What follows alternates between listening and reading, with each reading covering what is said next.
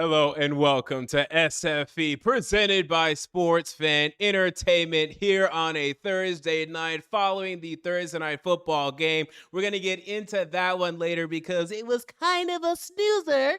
But I mean, it ended up being having some entertaining spots. So we'll still talk about it a little bit. But we did have some NFL headlines that I want to get into today. And then don't forget the rules. You can always comment or send a super chat. If you're going to comment at Sports Fan Entertainment, and then whatever comment or question that you want to make, and I answer those at the end of the video. And again, go ahead and throw some NBA questions in there because I do want to throw in some NBA topics. There's nothing huge today NBA wise. It was an NFL day, but we're gonna have more NBA storylines starting soon. But we have to begin with Odell Beckham Jr. signing to the Los Angeles Rams, adding to that potent offense. What are my thoughts on this transaction?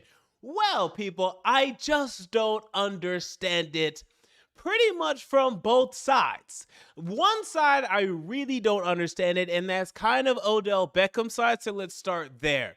So we all know, while he himself never came out and intentionally and obviously and explicitly said that he wanted out of Cleveland, it's been clear for quite some time that he has not been happy in Cleveland playing with Baker Mayfield and the rest of the Cleveland Browns. I'm not denying that at all. I personally think he didn't give great effort in Cleveland. I don't think he really tried to make it work, and obviously I think injuries got in the way. I think considering the fact that this is a budding offensive team, this is a very young team overall, a team that's still finding its identity, and a team that is still heavily leading on the run and now more so their defense, I would have held it out if I was Odell Beckham. Say, you know what, I still want to develop chemistry and rapport with Baker Mayfield and reclaim my name on my own instead of having to be traded elsewhere. He felt differently. His father, as we know, also felt differently. And now Odell Beckham found himself basically on the trade market, could not be traded before the trade deadline, and then found himself basically begging, or his father and his friends and everyone around him begging for him to be released and then signed. So he was released, and then he was eventually went through waivers and now being signed by the Los Angeles Rams, and he kind of had his pick of the litter. I mean, there were multiple teams that were interested in Odell, going from not only the Rams, but ranging to the Kansas City Chiefs, ranging to the Green Bay Packers, ranging to even the New England Patriots we heard today. There were a lot of teams that were interested in Odell Beckham, and ultimately he chose, and I want you to emphasize this, the Los Angeles Rams. And that is shady to me because while I actually do have and have had the LA Rams winning the Super Bowl this season, although I'm starting to have big reservations about that, not just from a biased perspective, although, obviously, my Tennessee Titans did put a nice ass whooping on the LA Rams on the last week's Sunday Night Football game. But even beyond that, they're starting to show a little bit signs of, first of all, they're 1-2 against winning teams this season. They have been able to deal with adversity well in either one of those games, pretty much getting dominated throughout those games and not having my concerns. But ultimately, considering the fact you're talking about Odell could have went to the Packers, he could have went to the Chiefs, he could have teamed up with Aaron Rodgers, he could have teamed up with Patrick Mahomes, these more proven winners. I mean, the Rams, they went to the Super Bowl a couple years ago, and they are a great team right now, don't get me wrong. I just can't I can't help but be distracted and really take note that he went to the Los Angeles Rams. And he knows that he was his most marketable and he was his most Odell when he was in New York. Is this more publicity, or how much was publicity taking a part in this decision? I mean, we need to have an honest conversation and question that a little bit. I don't think that was the entire decision. I think he said, yeah, the Rams are a great team, but they're also a great market. What a great place for me to rebuild my brand. I mean, we'll see about that, but I watched Odell this season, and yes, there are certainly times where Baker Mayfield isn't throwing him the rock enough. I understand that 100%, but I mean, my God, there are times where Baker is throwing Odell the ball, or Case Keenum was throwing Odell the ball, and Odell would be falling down. He would be falling down before the ball would get to him, dropping the ball consistently. And you could argue that, well, it's hard for Odell, oh, poor Odell, to get into the flow of the game if you're not targeting him from the beginning of the game. First of all, you think that's going to be resolved in LA? where now you find yourself next to Cooper Kupp, Robert Woods, and Van Jefferson? Now you're going to get into the flow of the game. You're entering a team where Deshaun Jackson, who, by the way, needs to, shut his trap, because I don't know why he was complaining about his lack of targets. Deshaun, you're still able to fly, surprisingly, and I'll give you that. That's all you do. That's literally all you do. You're not a complete wide receiver anymore. Of course, you're not going to get targets in LA behind those 3 wide receivers. I like Van Jefferson as a talent. I think he should be getting more. I mean, maybe not more play. How many reps, how many receptions, how many targets are supposed to go around in LA? Because don't forget, they still have Tyler Higbee at the tight end position. Don't forget, Darrell Henderson is a decent receiving back. Let's not forget these things.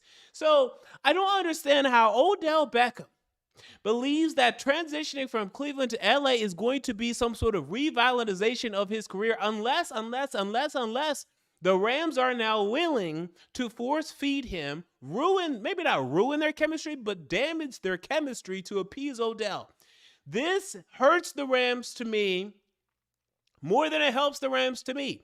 I want Matthew Stafford to be crisp with his decision-making, to not focus on one wide receiver and to instead distribute the ball specifically to wide receivers that are open at the appropriate time. That is a Sean McVay system. That's the way it works. And when it's working that way, we've seen the Super Bowl potential in it before. But when you make Matthew Stafford or you put him in a position where you're saying, well, I want you to force feed Calvin Johnson, go back and check the record books. Most of Calvin Johnson's best years were the Lions' worst years record-wise, were the Lions' worst years offensively as a whole turnover-wise. While they might have gotten yards, they all consistently, when Calvin Johnson had the best, not 2012, but certainly if you look also 2014, 15, when they had a bit of a resurgence, it was because Marvin Jones entered the picture and they started distributing the rock to other wide receivers. That's when the Lions were most effective. But when you tell Matthew Stafford, well, I want you to force feed this guy, whether he's open or not, just throw it to him, let's get him involved, that's when problems occur. I want Stafford to be more instinctual. I want him to read the field. That's the Sean McVay system. That's the Rams system. That's the system that they have in place. But now Odell's going to come in, he's going to want carries or catches, receptions, targets, all of that. And for the sake of winning, is he going to be happy if he does? Well, no, because he was in Cleveland where Cleveland's not doing fantastic, but they're 5-4. They're a playoff team right now, at least. And he wasn't happy at all. So this is dangerous to me. If I'm the Rams, I would have stuck with my wide receiver trio. We have plenty to figure out in terms of the consistency of that trio. We didn't need to add Odell and all that. With that said, will he have a career resurgence in LA? I mean, it's possible. If they force feed him a little bit, he gets going, gets his confidence back. He could be back to Odell. I don't think it's going to be a complete bust. I just don't think it's going to be particularly impactful. I don't think it's going to be anything more than Antonio Brown has been for the Bucs. And Antonio Brown has been a decent addition for the Bucs. In fact, he was the difference in a Super Bowl for them. They kind of needed him. I don't think that the Rams need Odell. The Bucs did, because whereas Chris Godwin and Mike Evans were a great duo, they did not have the wide receiver depth beyond them. They did not at all, really. Nor the tight end consistency, because Gronk was still coming back. O.J. Howard was still up and down. Antonio Brown was a red zone target that they needed, the best route runner. I mean, really, they still have, honestly, that they needed, that Tom Brady can rely upon on critical downs and possessions. Odell can't be relied upon for anything right now. So it just doesn't make sense to me. There's high upside here, but I just don't quite see the fit. I think he was desperate. I think they also kind of got him so that the Packers wouldn't, so that the Chiefs wouldn't, but I think especially so that the Packers couldn't. I think that was a big motivating factor here. Let's keep him away from Green Bay. But if I was Odell, I would have went to Green Bay all day. I would have, took the cold well and say, whatever. I'll be wide receiver number 2. I'll fulfill my role. I'll get the targets that I want, and I'll still be able to compete for a Super Bowl. Heading to LA, I think it's an LA thing. I think being in LA is a huge factor here, and that's what I believe. So with that said, that's going to do it for topic number 1, Odell Beckham in LA. Let's move on to topic number 2, as we have Cam Newton now. Cam Newton is making a return. That is right. Batman returns. The Dark Knight returns in Carolina. as the Carolina Panthers signed quarterback Cam Newton. And the details of this deal are very, very interesting indeed. 1 year, $4.5 million guaranteed, and up to $10 million overall.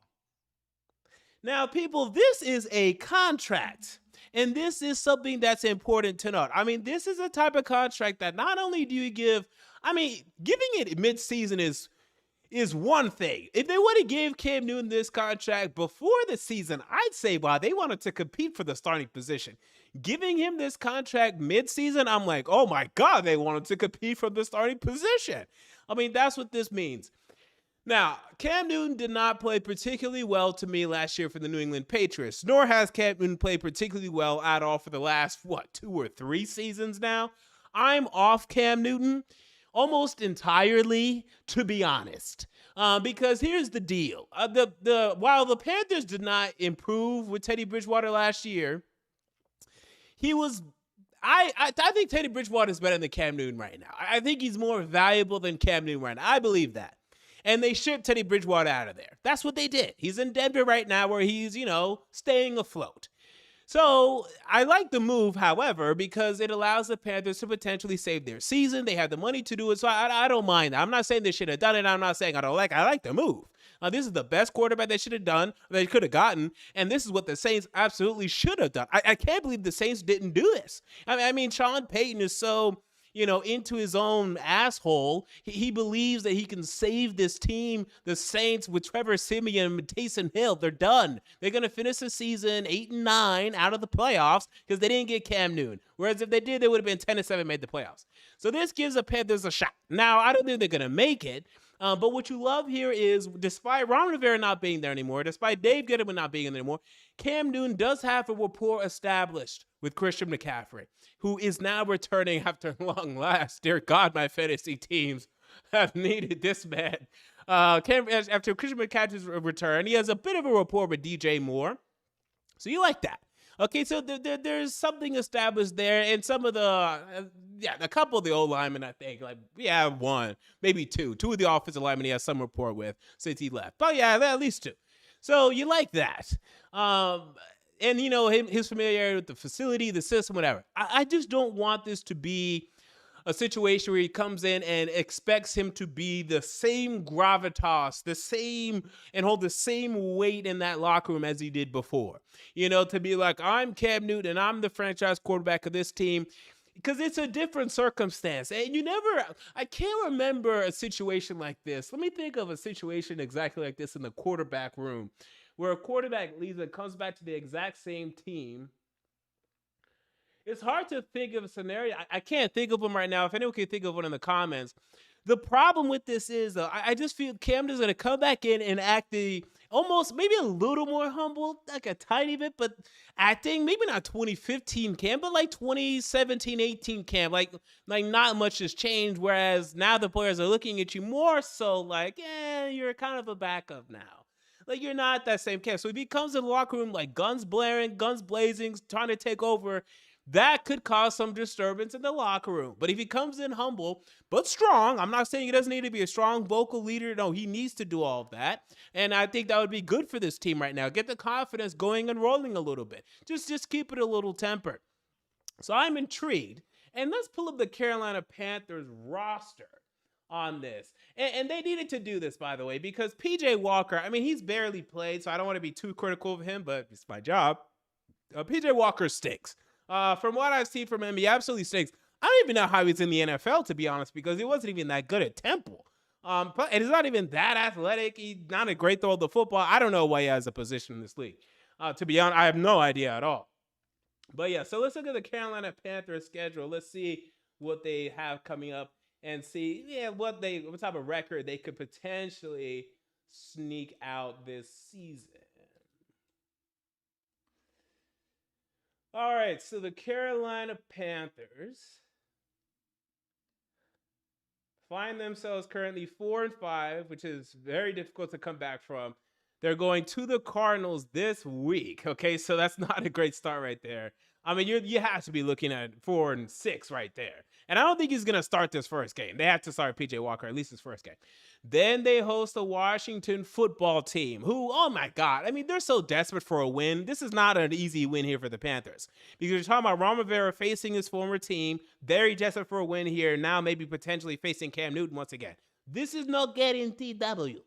Okay, then they go to Miami, where Miami, maybe their defense is to, turning the corner a little bit. They host the Falcons. They go to the Bills. They host the Buccaneers. They go to the Saints. They go to the Buccaneers. Okay, well, forget about the playoffs. I mean, what the hell are we talking about? Ain't no playoffs there. In fact, to be honest with you, I mean, do you even see? I don't see a guaranteed win on the rest of the schedule. I mean, I know Panther fans are going to say we're going to beat Washington. I'm telling you, that's not a guaranteed win. Now, I'll give it to you. And then I might give you the Falcons. And then that's it. I'm not giving you anything else on this schedule. Maybe you'll upset. I mean, I doubt it. Maybe you'll upset Miami. I think that'd be an upset. I think Miami's going to turn the corner a little bit more than you guys will. I mean, I think you're talking about a 6 or 7 win team here, 7-10. That's what I'm feeling. Really, I would say 6, but I'll say 7-10. If Cam Newton goes in there, is able to be a little confident. I'm feeling 7-10. But, it's fun, and the Panther fans are happy to see Cam Newton back. As a Titan fan, look, if there was some sort of scenario where for some reason Tannehill got hurt, Mariota was available, and we get Mariota back in and have one more hurrah, even though our season was, basically done, hell, I'd be a little nostalgic and happy too. So I understand that. But let's keep the expectations low for the return of Cam Newton. And we move on from topic number 2 to topic number 3. And that was tonight's game that featured the Baltimore Ravens traveling to Miami facing the Miami Dolphins. Now, this was a boring contest. However, it had a surprising result as the Ravens came up short, and it was one of those games where the Ravens offense completely fell flat. And this is why it's so hard to actually believe in them as Super Bowl contenders for real, because they do this every year. It's their move. Right? Every year, they have these games where their passing offense just can't get going. And look, I know I've been critical of Lamar Jackson. In this one, I'm not going to be too critical of him, actually. I don't think it was all on him. I think the offensive line was very poor today. And I think, obviously, the injuries that the Ravens have had at the running back position are catching up to them. I think this was a very stagnant game by Greg Roman and this offensive coaching staff. They just didn't have any creativity. And the wide receivers, there definitely were some passes where Lamar Jackson were frustrated. He definitely missed some throws. But Marquise Brown, I mean, he had some drops today. And I really like Marquise Brown as a talent. But, man, he still can't really put it together. He's just not a number 1 wide receiver for this Ravens team, and I think they know that. I think that's why they got Sammy Watkins and why they drafted Rashad Bateman. And Rashad Bateman, look, this was a bit of a coming out party for him. He had 6 receptions for 80 yards and a 30-yard reception at that. That came at a very critical point in the game. I'm still not convinced that any of these wide receivers are number 1 wide receivers. I still think they need that guy, that true number 1 wide receiver.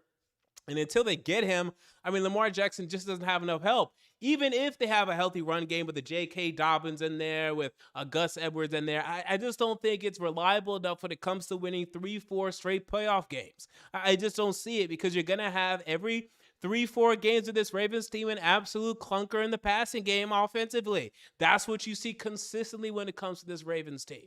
However, I do want to give great credit, though, on the opposite side to Brian Flores and this Miami Dolphins defense and defensive coaching staff, because they gave some juju juice to this Miami Dolphins defense today. They were motivated. They were playing hard. They were hitting hard. They were having fun out there. This was a perfect example of how you can catch a team off guard on a Thursday night. When they come into your house, they take you, or they don't take you seriously at all, whereas you're motivated and pumped up. I don't know what they gave these guys, cocaine or something. I don't know what it was, but they gave them something. I was very surprised at how hard they were hitting, how hard they were hawking after the football. You saw Javon Holland, the safety, going after things today. You saw, who was it that forced the fumble? I want to say it was, I can't remember who forced the fumble at the end off Rashad. What was off of Rashad Bateman? Yeah, no, off of Sammy Watkins. I can't remember who that wide receiver was or who that cornerback was. It could have been Xavier Howard. They should have forced fumble on this stat sheet. I don't know why they don't. But yeah, the cornerback or the defensive back that forced the fumble on Sammy Watkins. And I was like, wow, they're just coming after it. The defensive line of the Miami Dolphins, they were motivated today. You saw a brilliant stop by Jordan Baker, or Jerome Baker, Jerome Baker in the linebacker core. You saw Jalen Phillips have a huge stop today. I mean, everyone on this Miami Dolphins defense was so motivated, which is rare to see for a 2-7 team, especially for a 2-7 team that had higher expectations going into the season. I mean, a lot of people thought the Dolphins were going to have 7 losses, period. They have 7 losses after 9 weeks. Okay, I mean, this is bad. I was one of the few that said people are overrating the Miami Dolphins. I think I had them 8-9. I mean, I knew the Dolphins were overrated. I knew that, yes, while last year they were able to finish the season strong, I said, wait a minute, I don't see the top-end talent. I don't believe in Tua Tagovailoa. I don't believe in this offense yet because they're still too young and they still have way too much to figure out, and I was correct. But even then, I was underplaying it because they'd be lucky to be 8-9 at this point. I also said the Patriots are going to be 10-7, by the way. So go back and watch that video. That video is looking more and more brilliant by the damn week. But anyway, I have some misses in there too. Let's look at the Dolphins offense. Now, Tua Tagovailoa. I know a lot of y'all want my updated view and opinion on him. Now, the stat sheet looks good. 8 of 13, 158 yards, 104.0 passer rating. He did not play well. Outside of hitting a wide open, and by the way, well, maybe not wide open, but a decently open Jalen Waddle on the left side of the field was about a 40-yarder that Jalen Waddle, by the way, had to stop at his route and jump for. Hitting a wide open Isaiah Ford and hitting a wide open Albert Wilson.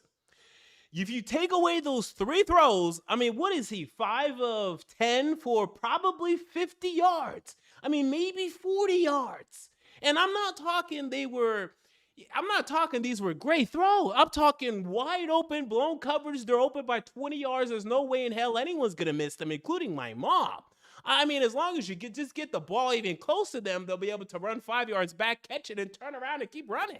That's how wide open Isaiah Ford and Albert Wilson were on those 2 long balls. If you remove those, Tua didn't do anything today. And I'm very perplexed as to why this Dolphins team, can't have a simple, basic passing offense. I had no faith in them in the fourth quarter to move the ball methodically down the field, throwing simple passing patterns, throwing simple slants, simple screens, simple comebacks, simple plays that I know are just going to move this thing. So 5-6 yard, pass here, 5-6 yard pass there consistently. No way in hell. They don't have that. They don't run that right now. It's just like, we just run a little bit of trickeration here. They can't get the run game going to save their lives.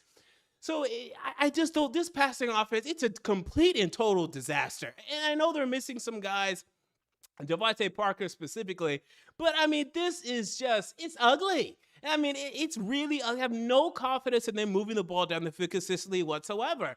I need to see more from Tua Tagovailoa. I don't think he's done yet. I need to see more out of Tua. This is not good. He was able to hit the wide. I'm talking wide up. If you haven't seen the highlights, go back and watch the highlights.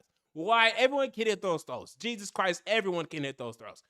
But even you look at the goal line situation when they're going for 2, I was like, there's no way in hell they're going to complete this. Of course, Tua just threw the ball way too fast. No chance in hell. The goal line situations here for the Dolphins were an absolute disaster. They went all the way down to like the 1 yard line like 3 times, ended up like 3 field goals. They had no chance of completing that that 2-point conversion. Even one of those 3rd and goals, I mean, Tua threw it up to Matt Collins and said, good luck. It was a horrible ball.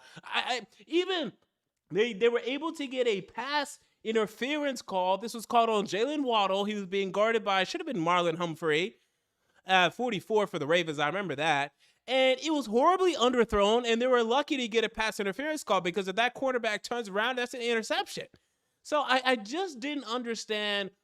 He's coming back, and he has the sprained thumb right now or the sprained middle finger, so I understand that. But I've seen this consistently in Tua's career, and I'm very disappointed because he looked, even though he was in this Alabama system where, yes, he had all these talented wide receivers. He had Jalen Waddle. He had Devontae Smith a little bit, right? Yeah.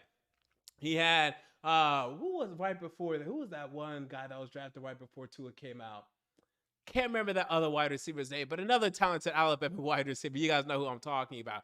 They had one of the best wide receiver cores we've ever seen in college football history. He was able to hit these open wide receivers all the damn time. I still thought I saw the trace. I still thought I saw the potential for him to truly be that franchise quarterback in Russell Wilson light.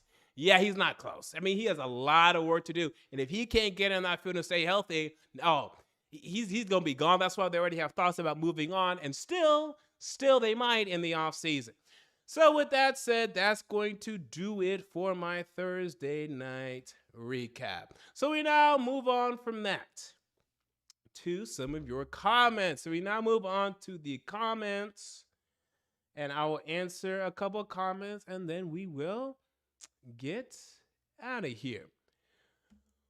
Remember, if you want your comment read, either send a super chat or at me at SportsFan Entertainment in the chat. And please make sure that you add me because it highlights it for me and it makes it easier for me to find. We begin with David Kahn. David Kahn writes at SportsFan Entertainment. He says, I think they'll do fine because Robert Woods said he wanted the ball more in that Monster game versus the Hawks. So force-fitting Odell might not be so bad. Well, I mean, I hope you're right. I mean, I'm not saying that they're going to do horrible. That's not my point. I'm not saying that this is going to regress them too much. But I'm saying you're going to see more chemistry problems that you're not quite seeing with the Rams yet. I mean, you've seen, it was Henry Ruggs. I don't think Calvin Ridley was there when Tua was there. Because Calvin Ridley was 2018 and Tua was drafted 2020. Tua might have been in that national title game or something. Yeah, that's not who I was thinking of. I was thinking of Henry Ruggs, though. That's what I was thinking of. Thank you to someone that commented in the chat, Henry Ruggs.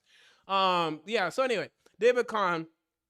Yeah, I'm not saying it's going to be bad. I'm just saying you're going to see, more chemistry problems than you're already seeing that, the teams like the Cardinals and Packers don't really have.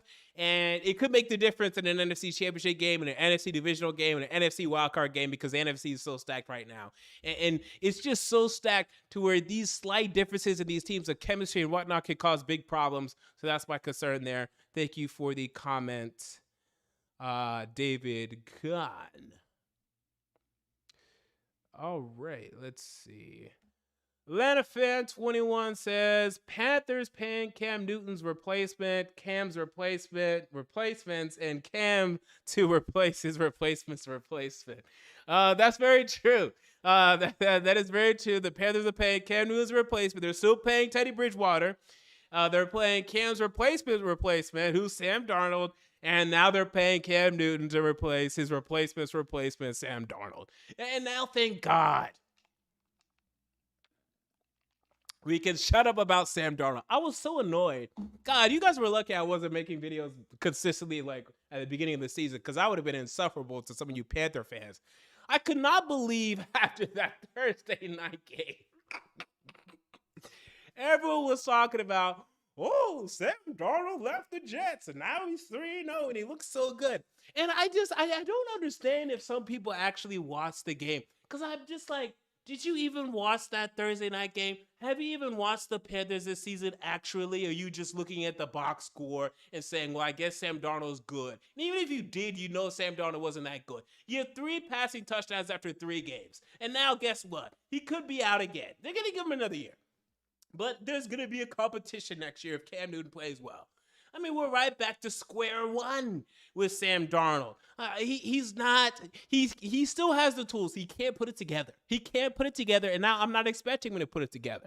I mean, it's just he needs to play better. He's not performing well. And I think now we're going to calm down with the Sam Darnold love in Carolina a little bit. All right, DBS writes, at Sports Fan Entertainment.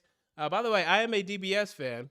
How you feel about the Titans bye week in the beginning of the playoffs and home games? Well, I mean, right now I feel great about it. I mean, I am internally celebrating right now because the Ravens lost, putting the Tennessee Titans back in better position to be the number 1 seed in the AFC. You're talking about this week, the Chiefs facing the Raiders. They're going to continue to beat each other up in the AFC West. So I'm not worried about the Raiders number 1 seed at all. First of all, I don't think they're that good. And second of all, they're going to fall off. Chargers still going to have a couple losses in that division. Chiefs already have 4 losses in that division. Everyone get out of my face. The AFC North's going to be the same thing. Beating each other up. And the Bills, who should have the only, who should have an open path to compete against us for the number 1 seed because they have the Jets and the Dolphins in their division, they're losing to the damn Jacksonville Jaguars, and they already have 3 losses. These teams are begging us to get the number 1 seed. They're like, please, Tennessee, grab the number 1 seed from us. We don't know what to do with it. Certainly. I'm excited. I feel great about it, man. I absolutely feel great about it. And home playoff games in Tennessee, oh my God, they're going to be insane. I definitely won't be there for that, but I'll be there for the after parties. All right. Tyson Williams writes, does the NFL salary cap exist anymore? How do these good teams still get better? Rams and Cardinals have picked up everyone, it seems. Well, I don't know how the Rams are exactly doing it, other than the fact that, okay, so they're only paying like their premier talent, and then everyone else are kind of like getting rid of, right? That's why you saw them get rid of, or they didn't get rid of, but they let go of like Josh Reynolds and players of that stature. I don't know how they got the $4.5 million for OBJ. I did not know that they had that much cap room, but now they have to be right up against the edge for it. They just kind of keep shipping guys out, and they're kind of going all in, but it does certainly still exist because it has to exist. It is a hard cap. It's not like the NBA to where you can pay luxury tax. It's a hard cap. The Cardinals haven't picked up that many players, and the Cardinals players that they picked up, if you're talking about during the season, they've been minimum. Nothing. The $4.5 million for Odell, that's kind of a lot. Not sure where they got that money from. I have to check the books on that. I'm not too familiar with the Rams salary cap right now, but in fact, we can look at it a little bit. Let's look up the Rams salary cap on Spot Rack and see where they got this $4.5 million. Okay, so here's the deal with the Rams salary cap. So they still have an estimated $2.5 million.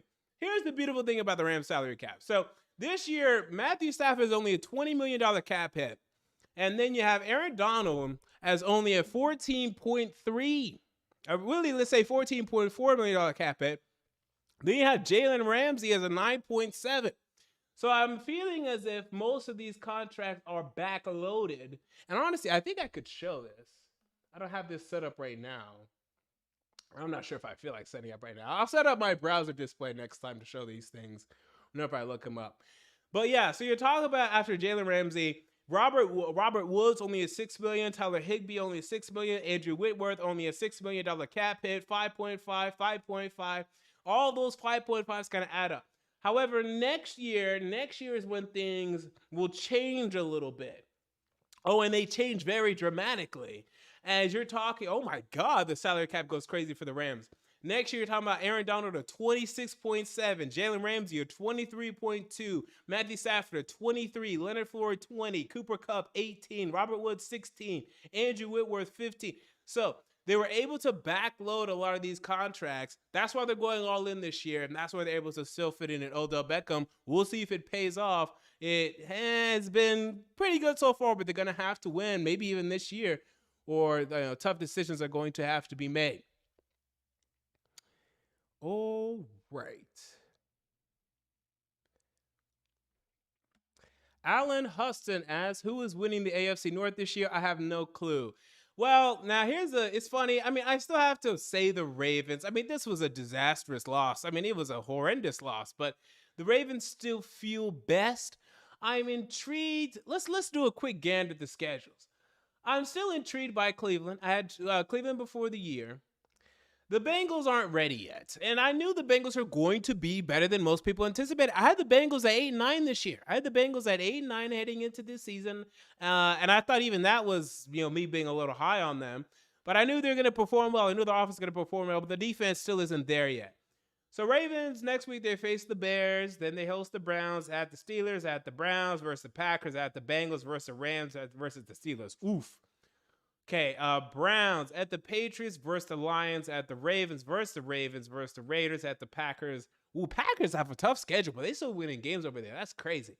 At the Steelers versus the Bengals. That's not much better. Steelers schedule versus the Lions, at the Chargers, at the Bengals versus the Ravens, at the Vikings versus the Titans, at the Chiefs versus the Browns, at the Ravens. That's the best of the three. This isn't that easy, but there's more 50-50 games for sure in the Steelers' schedule because they've already lost to the Packers, and they were able to upset the Browns at Cleveland. The Steelers have the most favorable schedule of the three. However, I just don't buy into them. So just looking at it, gander, I mean, I'd still say the Browns. Well, I don't know. Browns or the Ravens. And they haven't faced each other yet. So either the winner of those matchups, if either of those teams split, or I'll stick with the Ravens. Let me count for the Ravens. 1, 2, 3, 4, 5 wins, maybe 6. Five should get there. Okay. So if you put a gun to my head, I'm saying that the Ravens and the Browns end up with the same schedule, and I'm gonna say the Browns get the tiebreaker right now for reasons. But this is gonna be very tight, man, and it's all gonna come down to matchups late in the season. So I think any prediction that anyone makes, is just a gut feel. We won't know until week 15 or 16, honestly. And that's at best. Probably won't know until week 17, 18, to be honest. All right, so we're going to answer a couple more and then get out of here. Diego Naranjo says, is the Titans defense peaking too early? Absolutely not. Absolutely not. Because first of all, I'm not sure if they're peaking because they're getting Christian Fulton back. It's not too early because it's mid-season. And there's a lot more potential to go. I mean, we know individually, okay, Byard is peaking, but I don't think Jeffrey Simmons is peaking yet. I think he's still on the way up. I think Danico Autry is still on the way up. Harold Landry's flat, but I'm fine with that. I think Jayon Brown hasn't been out there. David Long could continue to improve. Chris Jackson could continue to improve. Christian Fulton, again, when he's healthy out there, he could continue to improve. So I don't think it's too early at all. I'm not sure if it's peaking. It might be the peak, but I'm not saying that, considering the trajectory of its potential, that it is truly peaking, if that makes sense. All right. And then we will answer one more. Jorge, or I think it's George Meta asks, is it too early to consider Sam Darnold, Tua, or Zach Wilson a bust? Sam Darnold, if you want to call him a bust, I think that's fine at this point because I'm kind of done with him. I think I know what he is. And I think that's Ryan Fitzpatrick level. One of these years he's going to have a good year. He's going to make the playoffs, but he's not worthy of being the number 3 pick in an NFL draft. He's not. I don't think he's ever going to be, and I'm done with it. I'm over it. I've seen enough. He doesn't know how to make good decisions. He's too turnover prone. He's not a consistent enough decision maker. I've seen enough, and it's not going to change. It's too late. He's already well developed as is. See, here's the thing when it comes to passes like Sam Darnold. You only have like 2-3 years to fix your decision making, or it's too late. Whereas a guy like Lamar Jackson or a Kyler Murray that's still really becoming into his own other position, you can still teach him a lot. But Sam Darnold's been a natural quarterback since he was like 3, right? He didn't play in other positions. So he's more deep rooted in his tactics, in his decision making. So you can't remove those negative things. It's too late. So the fact when I saw them at USC, I should have said, man, I don't think he's going to fix those, right? It's the same problem that I'm now considering when it comes to Trevor Lawrence, but I need to see more of Trevor Lawrence before I go that far. Zach Wilson, he still has that potential to improve, though, because he was a quarterback growing up, whatnot, but he also played other positions growing up. I know that for sure. So Tua, I'm done with Tua. I think I know what he is. I think he's not going to be much better than this. I think I'm done with Tua. So Darnold, definitely not. Tua, maybe a little bit. Zach Wilson, absolutely way too early. So with that said, that's going to do it for me here on SFE3. And I will be back either tomorrow or Saturday as I will give my mid-season NFL predictions. That is what I'm going to give mid-season NFL predictions. And by the way, I'm going to start uploading these SFE3 episodes on Spotify, on Apple Podcasts. It'll essentially be the new podcast for this channel moving forward. And I will eventually bring on guests and whatnot whenever I deem appropriate and necessary, and whenever I feel like it's ready to take that next step. So if you enjoyed the video, make sure to like, comment, and most importantly, to subscribe. And until next time, this has been MJ of Sports Fan Entertainment, and I'm out. See you all later.